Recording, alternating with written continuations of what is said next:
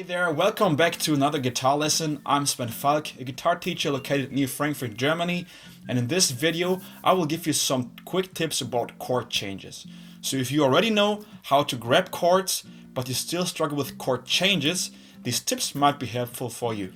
Make sure to give me some thumbs up if you liked the video and subscribe to the channel if you want to see more videos like that. And also if you have other questions or comments or maybe better ideas about this topic, you can write them down in the comments. That would be helpful for me. There will be 3 issues about chord changes that I want to discuss with you, which will make your guitar playing more fluent and also the changes easier to play. Those 3 issues are finger management, changing the chords earlier, and correct the chords while you are playing. Okay, let's get to the first issue, which would be finger management, and I have 3 points here: context, anchor fingers, and preparation. So let's talk about the context first. One thing you need to know is that there isn't this one perfect constellation of fingers you need to use to play a certain chord. There are actually many different kinds of constellations. The perfect fingering depends on the chord you play before and the chord you play after the chord you're playing right now. So if you're thinking about the perfect fingering, you need to look at the context. Let me give you some examples to demonstrate this issue. Take an E minor chord and put your middle finger on the 2nd fret of the D string and your ring finger on the 2nd fret of the A string, like that. So if you want to switch to C afterwards, that's a good fingering for E minor, because your middle finger would stay at the same spot when you play C, like that. And your ring finger just need to slide 1 fret higher, and you only need to put your index finger on the 1st fret of the B string, like that. So it's a very easy switch. E minor, C. But if you wanted to switch to a G major chord, you wouldn't use the same fingering you used to switch to a C major chord. In this case, you would play an E minor chord like this. You put your index finger on the 2nd fret of the A string and your middle finger on the 2nd fret of the D string, like this. Because in this case, if you wanted to switch to G major, you could leave the index finger on the same spot.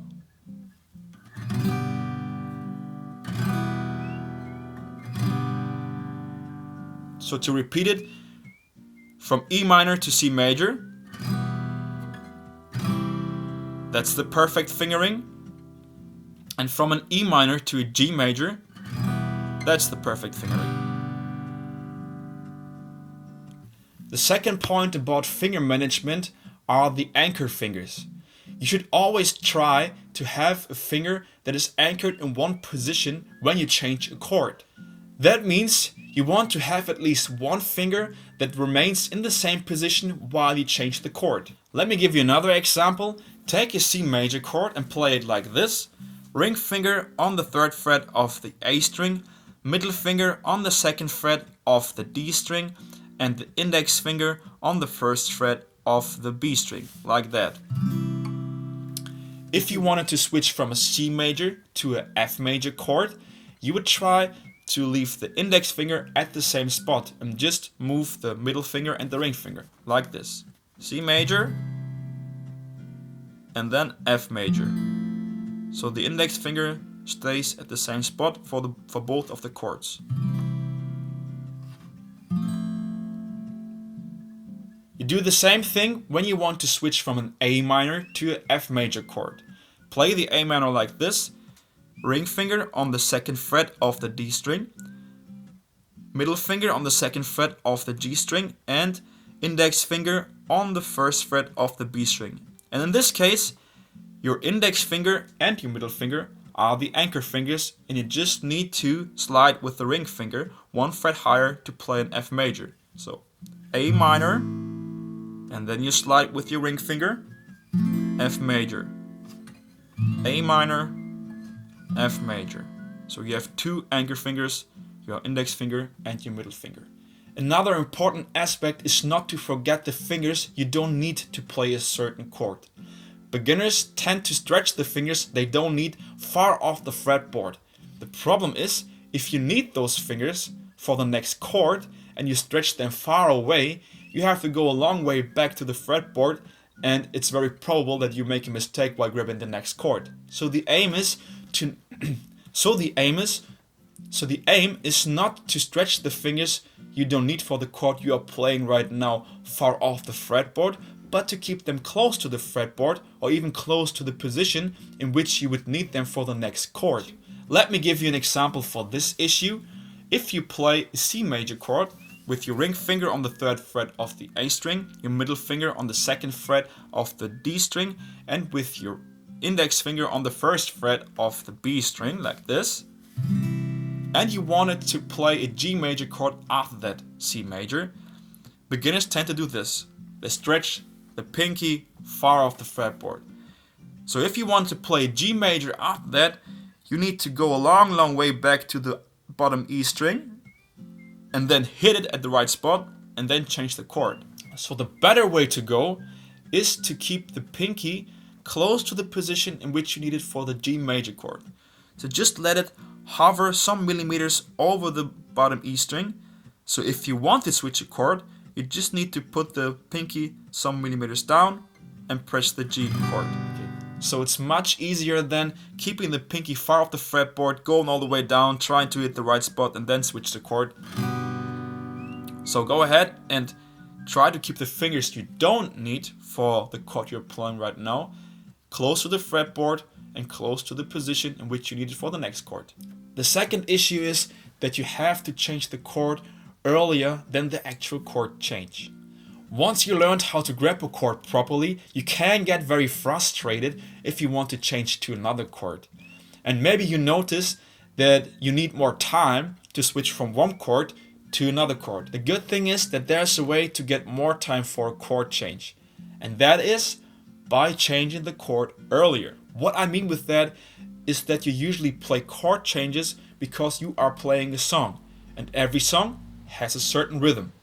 If you don't know how to play rhythm guitar, I made another video about that, and I will link the video in the corner so you can check that out. If you have an empty stroke, that means you just move your hand without touching the strings. You should use the time where you don't touch the strings with your strum hand to switch the chord already. And if you have an upstroke, just play the open strings while you're bringing your fingers in the right position for the next chord. Let me give you 2 examples to demonstrate both issues. First, we go for the empty stroke and we will play the down, down, up, down, down rhythm. So like this, down, down, up, down, down, down, down, up, down, down. At the end of this rhythm, you have an empty stroke. That means you will have more time to switch to the next chord. So I will play this rhythm once and then use the empty stroke to switch to another chord. I start with C major and then I switch to a G major chord. So like this. Down, down, up, down, down, down, down, up, down, down, down, down, up, down, down, down, down, up, down, down. So every time I had to change the chord, I used the empty stroke at the end of the rhythm to switch the chord earlier. For the second example, we will use a down, down, up, down, down, up rhythm to have an upstroke at the end of the rhythm. So like this, down, down, up, down, down, up, down, down, up, down, down, up. Again, we will start with C major and switch to G major, but now we have an upstroke at the end of the rhythm, and we will use that upstroke.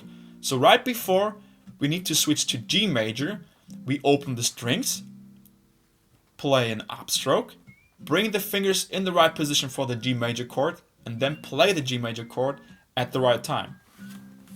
So like this.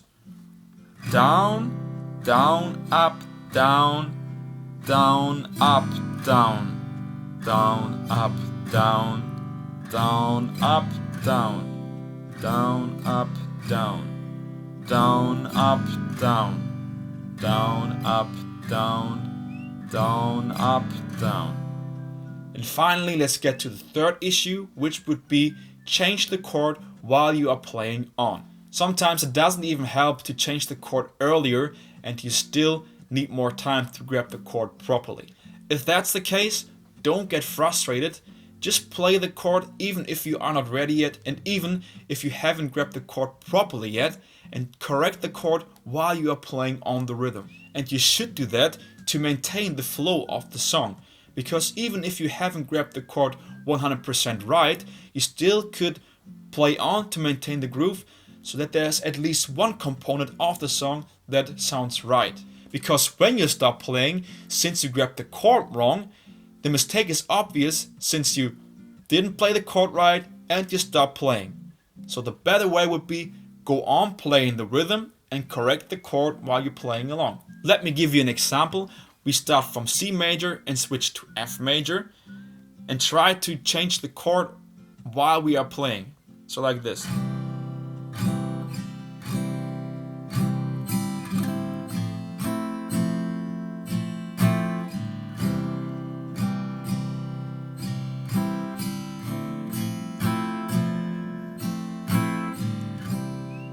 So as you could see, the mistake of not being able to grab the chord at the right time isn't that obvious when you go on playing the rhythm.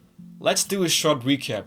We talked about finger management, where we had 3 points: context, anchor fingers, and preparation. About context, you need to know which chord you played before the chord you are playing right now and which chord you play afterwards to choose the right fingering. About anchor fingers, always look out for fingers that could stay at the same spot when you change the chord. And preparation, always take care of the fingers you don't need for a certain chord and don't stretch them away from the fretboard but keep them close. The second issue was changing the chord earlier by using empty strokes or the last upstroke of a rhythm. And the third issue was correct the chord while you are playing and don't stop when you have grabbed the chord wrongly. I am very thankful if you watched the video so far, and if you liked it, give me some thumbs up, subscribe to this channel for more videos like that, and if you have questions or other comments, just write them down in the comments. And don't forget, performance is like an iceberg. You don't see the amount of practice you put in your guitar playing, but only the results of it. With this being said, see you soon.